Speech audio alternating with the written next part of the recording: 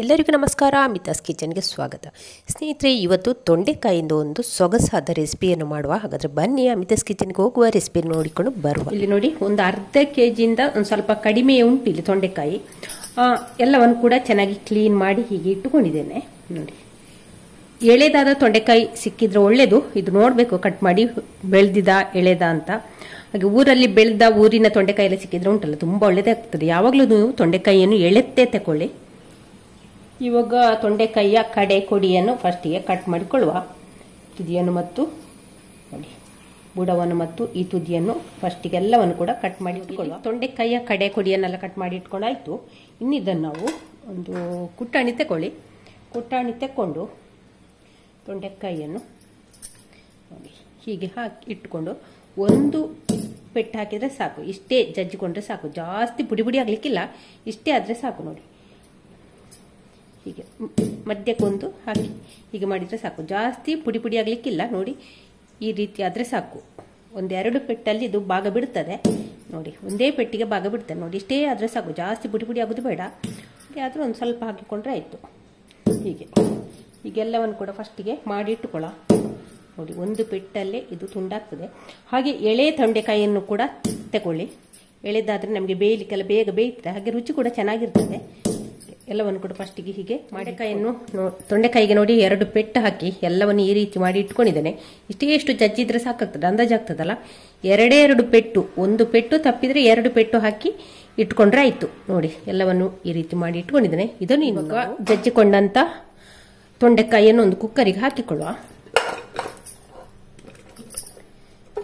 ಅದಕ್ಕೆ ಒಂದು 1/4 tea spoon ಅಷ್ಟು ಅರಶಿನ, 1 ಟೀ ಸ್ಪೂನ್ ಅಷ್ಟು ಉಪ್ಪು, ಒಂದು ತುಂಡು ಬೆಲ್ಲ. ನೋಡಿ, ಒಂದು ಸಣ್ಣ ತುಂಡು ನೆಲ್ಲಿಕಾಯಿ ಗಾತ್ರದೊಂದು ಬೆಲ್ಲ. ತರಕಾರಿ ಮುಳುಗುವಷ್ಟು ಮಾತ್ರ, ತೊಂಡೆಕಾಯಿ ಮುಳುಗುವಷ್ಟು ಮಾತ್ರ ನೀರು ಹಾಕಿದ್ರೆ ಸಾಕು, ಜಾಸ್ತಿ ಬೇಡ. ನೋಡಿ, ಇಷ್ಟೇ ಸಾಕು, ಜಾಸ್ತಿ ಬೇಡ ನೀರು. ಮುಚ್ಚಳ ಮುಚ್ಚಿ 1 ಸಿಟಿ ಕೂಗಿಸುವ. 1 ಸಿಟಿಯಲ್ಲಿ ಬೇಯ್ತದೆ. ಎಳೆ ತೊಂಡೆಕಾಯಿ ಇದ್ರೆ 1 ಸಿಟಿಯಲ್ಲಿ ಬೇಯ್ತದೆ. ಒಂದು ವೇಳೆ ಬೇಯ್ತಿದ್ರೆ ಒಂದು ಸ್ವಲ್ಪ ಪಾತ್ರೆಗೆ ಹಾಕಿ ಆನಂತರ ಬೇಯಿಸ್ಕೊಂಡ್ರೆ ಸಾಕು.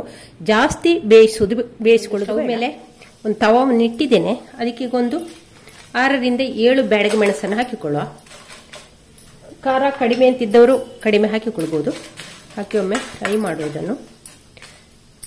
ಇಲ್ಲಿ ಮೆಣಸು ಒಂದು ಸ್ವಲ್ಪ ಫ್ರೈ ಆಗ್ತಾ ಬಂತು. ಆಗ ಇದಕ್ಕೆ 1 ಟೀ ಸ್ಪೂನ್ ಅಷ್ಟು ಉದ್ದಿನಬೇಳೆಯನ್ನು ಹಾಕ್ತಾ ಇದ್ದೇನೆ. ಇದೇ 1 ಸ್ಪೂನು ಉದ್ದಿನಬೇಳೆ ಸಾಕು. ಅದನ್ನು ಕೂಡ ಫ್ರೈ. ಉದ್ದಿನಬೇಳೆ ಕೂಡ ಫ್ರೈ ಆಯಿತು. ಸ್ಟವ್ ಆಫ್ ಮಾಡ್ತಾ ಇದ್ದೇನೆ. ಇಷ್ಟ ಆದರೆ ಸಾಕು. ಇವಾಗ ಹುರಿದಿಟ್ಟಂತ ಮಸಾಲೆ ಪೂರ್ತಿ ತಣ್ಣಗಾಗಿದೆ. ಮಿಕ್ಸರ್ ಜಾರಿಗೆ ಇದನ್ನು ಹಾಕಿಕೊಳ್ಳುವ. ಮೆಣಸನ್ನು 1-2 ಕಟ್ ಮಾಡಿ ಹಾಕುವ.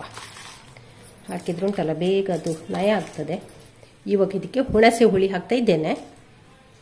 1 ಗಡಿಯಷ್ಟು ತೆಂಗಿನಕಾಯಿ ತುರಿಯನ್ನು ಇದಕ್ಕೆ ಸೇರಿಸ್ತಾ ಇದ್ದೇನೆ. ಈಗ ರುಬ್ಲಿಕ್ಕೆ ನೀರನ್ನು ಕೂಡ ಹಾಕಿ ನಯವಾಗಿ ರುಬ್ಬಿಕೊಂಡು ಬರುವ. ಮಸಾಲೆ ಕೂಡ ರುಬ್ಬಿಕೊಂಡು ಆಯಿತು. ರುಬ್ಬಿದಂಥ ಮಸಾಲೆಯನ್ನು ಈಗ ಪಕ್ಕಕ್ಕೆ ಇಟ್ಕೊಳ್ಳುವ. ಇವಾಗ ಇಲ್ಲೊಂದು ಮಣ್ಣಿನ ಮಡಿಕೆಯನ್ನು ಸ್ಟವ್ ಮೇಲೆ ಇಟ್ಟಿದ್ದೇನೆ. ಅದಕ್ಕೆ ಈಗ ಒಂದು 2 ಟೀ ಸ್ಪೂನ್ ಅಷ್ಟು ಕೊಬ್ಬರಿ ಎಣ್ಣೆಯನ್ನು ಹಾಕಿಕೊಳ್ಳುವ. ಕೊಬ್ಬರಿ ಎಣ್ಣೆ ಹಾಕಿದ್ರೆ ಘಮ ಚೆನ್ನಾಗಿರ್ತದೆ. ನಾವು ಹೆಚ್ಚಾಗಿ ಕೊಬ್ಬರಿ ಎಣ್ಣೆಯನ್ನೇ ಉಪಯೋಗಿಸುವುದು. ಅದಕ್ಕೆ ಈಗ 1 ಟೀ ಸ್ಪೂನ್ ಅಷ್ಟು ಸಾಸಿವೆಯನ್ನು ಹಾಕಿಕೊಳ್ಳುವ. ಇಲ್ಲಿ ಸಾಸಿವೆ ಈಗ ಚಟಪಟ ಅಂತ ಹೇಳ್ತಾ ಉಂಟು. ಆ ಹೊತ್ತಿಗೆ ಇಲ್ಲಿ ಕರಿಬೇವನ್ನು ಹಾಕಿಕೊಳ್ಳುವ. ಬೇವನ್ನು ಕಟ್ ಮಾಡಿ ಹಾಕುವ. ಹಾಗೆ 1 ಮೆಣಸನ್ನು ಕಟ್ ಮಾಡಿ ಹಾಕ್ತಾ ಇದ್ದೇನೆ, ಒಣ ಮೆಣಸು. ಹಾಕಿ ಒಮ್ಮೆ ಸ್ವಲ್ಪ ಫ್ರೈ ಮಾಡುವ. ಏನು ಸಾಮಗ್ರಿ ಹಾಕದೆ, ಜಾಸ್ತಿ ಸಾಮಾನನ್ನು ಉಪಯೋಗಿಸದಂತೆ ಮಾಡುವಂಥ ಒಂದು ಇದು ತೊಂಡೆಕಾಯಿ ಕೊದ್ದಿಲು ಅಂತ ಹೇಳ್ಬೋದು. ಬ್ರಾಹ್ಮಿನ್ಸರು ಹೆಚ್ಚಾಗಿ ಮಾಡುವಂಥ ರೆಸಿಪಿ ಇದು. ಇದಕ್ಕೆ ಇವಾಗ ಮಸಾಲೆಯನ್ನು ಹಾಕಿಕೊಳ್ಳುವ. ರುಬ್ಬಿದಂಥ ಮಸಾಲೆಯನ್ನು ಇದಕ್ಕೆ ಸೇರಿಸಿಕೊಳ್ಳುವ. ಬೆಂಕಿಯನ್ನು ಮೀಡಿಯಂ ಫ್ಲೇಮಲ್ಲಿ ಇಟ್ಕೊಳ್ಳಿ. ಒಮ್ಮೆ ಒಗ್ಗರಣೆಯಲ್ಲಿ ಈ ಮಸಾಲೆಯನ್ನೊಮ್ಮೆ ಹುರ್ಕೊಳ್ಳುವ.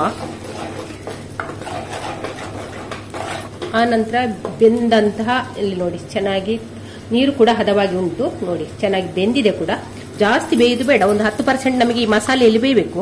ಆದ ಕಾರಣ ಹದವಾಗಿ ಬೇಯಿಸಿಕೊಂಡ್ರೆ ಸಾಕು. ಅದಿನ್ನು ಮಸಾಲೆಯನ್ನು ಹದ ಮಾಡಿ ಆನಂತರ ಮಿಕ್ಸರ್ ಜಾರ್ ತೊಳೆದ ನೀರನ್ನು ಹಾಕಿಕೊಂಡ್ರೆ ಆಯಿತು. ಚೆನ್ನಾಗಿ ಮಿಕ್ಸ್ ಕೊಡುವ.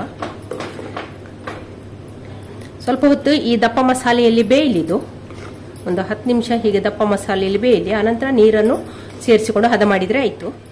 ಒಮ್ಮೆ ಇದನ್ನು ಮಗುಚಿಕೊಳ್ಬೇಕು. ಇಲ್ಲದ್ರೆ ನಾವು ಉದ್ದಿನಬೇಳೆ ಹಾಕಿದಲ್ಲ, ತಾಳೆ ಹಿಡ್ಕೊಳ್ತದೆ. ಹಾಗೆ ಮಸಾಲೆ ಕೂಡ ಒಂದು ಸ್ವಲ್ಪ ದಪ್ಪ ಉಂಟು. ಮಸಾಲೆ ದಪ್ಪ ಇದ್ರೆ ತೊಂಡೆಕಾಯಿಗೆಲ್ಲ ಉಂಟಲ್ಲ, ಉಪ್ಪು ಹುಳಿ ಖಾರ ಎಲ್ಲ ಚೆನ್ನಾಗಿ ಎಳ್ಕೊಳ್ತದೆ. ಹಾಗಾಗಿ ನಾವು ಈ ದಪ್ಪ ಮಸಾಲೆಯಲ್ಲಿ ಒಂದು ಸ್ವಲ್ಪ ಹೊತ್ತು ಇದನ್ನು ಬಿಡುವ. ಇಲ್ಲಿ ಮಸಾಲೆಗೆ ಉಪ್ಪು ಒಂದು ಸ್ವಲ್ಪ ಕಡಿಮೆ ಉಂಟು, ಹಾಗೆ ಉಪ್ಪನ್ನು ಸೇರಿಸ್ತಾ ಇದ್ದೇನೆ. ಚೆನ್ನಾಗಿ ಮಗುಚಿದ ನಂತರ ಮುಚ್ಚಳ ಮುಚ್ಚಿ ಒಂದು 5 ನಿಮಿಷ ನಾವು ಇದನ್ನು ಹೀಗೆ ಇದಕ್ಕೆ ನಾನು ಮಿಕ್ಸರ್ ಜಾರ್ ತೊಳೆದ ನೀರನ್ನು ಸಹ ಸೇರಿಸ್ತಾ ಇದ್ದೇನೆ. ಮಿಕ್ಸರ್ ಜಾರ್ ತೊಳೆದ ನೀರನ್ನು ಸಹ ಸೇರಿಸ್ಕೊಂಡು ಒಮ್ಮೆ ಚೆನ್ನಾಗಿ ಮಿಕ್ಸ್ ಮಾಡುವ. ದಪ್ಪ ಮಸಾಲೆಯಲ್ಲಿ ಒಂದು 5 ನಿಮಿಷ ಹಾಕಿ ಬೇಯಿಸುವುದಂದ್ರೆ, ಈಗ ತೊಂಡೆಕಾಯಿ ಎಲ್ಲ ನಾವು ದಪ್ಪ ಇರುತ್ತಲ್ಲ, ಚಿಕ್ಕ ಚಿಕ್ಕ ಕಟ್ ಮಾಡಲಿಲ್ಲ, ದಪ್ಪ ನೋಡಿ ಪೆಟ್ಟು ಹಾಕಿದಲ್ಲ ತೊಂಡೆಕಾಯಿಗೆ, ಹಾಗಾಗಿ ಸ್ವಲ್ಪ ಎಳ್ಕೊಳ್ಬೇಕು ಮಸಾಲೆಯಲ್ಲಿ, ಹಾಗೆ ನಾನು ಹೇಳಿದ್ದು. ಹಾಗೆ ನೋಡಿ ಇಷ್ಟು ಹದ ಸಾಕು, ತುಂಬ ತೆಳ್ಳಗೆ ಮಾಡಲಿಕ್ಕಿಲ್ಲ. ನೋಡಿ ಈ ರೀತಿ ಇದ್ರೆ ಆಯಿತು. ಇನ್ನು ಒಮ್ಮೆ ಚೆನ್ನಾಗಿ ಕುದಿ ಬರಲಿ, ಹಾಗೆ ಟೇಸ್ಟ್ ನೋಡಿಕೊಳ್ಳಿ ಯಾವ ರೀತಿ ಬಂದಿದೆ ಅಂತ ನೋಡಿಕೊಳ್ಳಿ. ಒಗ್ಗರಣೆ ನಿಮಗೆ ಕೊನೆಗೆ ಮಾಡ್ಬೋದು, ಅಂದರೆ ಒಗ್ಗರಣೆ ನೀವು ಕೊನೆಗೆ ಮಾಡ್ತೇನೆ ಅಂದರೆ ಕೊನೆಗೂ ಮಾಡ್ಬೋದು. ಮಸಾಲೆಯೊಟ್ಟಿಗೆ ತೊಂಡೆಕಾಯಿನೆಲ್ಲ ಹಾಕಿ ಬೇಯಿಸಿ ಆನಂತರ ಕೊನೆಗೆ ಇಳಿಸುವಷ್ಟೊತ್ತಿಗೆ ಒಗ್ಗರಣೆಯನ್ನು ಮಾಡಿಕೊಳ್ಬೋದು. ಈ ರೀತಿ ಕೂಡ ಮಾಡಿಕೊಳ್ಬೋದು. ನೋಡಿ ತುಂಬ ಒಳ್ಳೆಯದಾಗ್ತದೆ ನಮಗೆ ಅನ್ನಕ್ಕೆ, ಮತ್ತು ಎಲ್ಲ ತಿಂಡಿಗೂ ಕೂಡ, ದೋಸೆ, ಇಡ್ಲಿ, ಕಡುಬು ಇದಕ್ಕೆಲ್ಲ ಒಳ್ಳೆಯದಾಗ್ತದೆ. ಹಾಗೆ ಅನ್ನಕ್ಕೆ ಅಂತೂ ಸೂಪರ್ ಆಗ್ತದೆ. ನೀವು ಕೂಡ ಒಂದ್ಸಲಿ ಟ್ರೈ ಮಾಡಿ. ತೊಂಡೆಕಾಯಿಯನ್ನು ಬೇರೆ ಬೇರೆ ರೀತಿಯಲ್ಲಿ ಮಾಡಿ ನಾನು ಸುಮಾರು ರೆಸಿಪಿ ತೊಂಡೆಕಾಯಿದು ಹಾಕಿದ್ದೇನೆ. ಹಾಗೆ ನೀವು ಕೂಡ ಒಂದೊಂದೇ ಟ್ರೈ ಮಾಡ್ತಾ ಬನ್ನಿ. ಹಾಗೆ ಕಮೆಂಟಲ್ಲಿ ನಿಮ್ಮ ಅನಿಸಿಕೆ ಅಭಿಪ್ರಾಯವನ್ನು ತಿಳಿಸಿ. ನಮ್ಮ ತೊಂಡೆಕಾಯಿ ಚೆನ್ನಾಗಿ ಕುದಿ ಬರ್ತಾ ಉಂಟು. ಇಷ್ಟಾದರೆ ಸಾಕು. ಇವಾಗ ನಾವು ಈಗ ಮುಚ್ಚಳ ಮುಚ್ಚಿ ಸ್ಟವ್ ಆಫ್ ಮಾಡಿಕೊಳ್ಳುವ.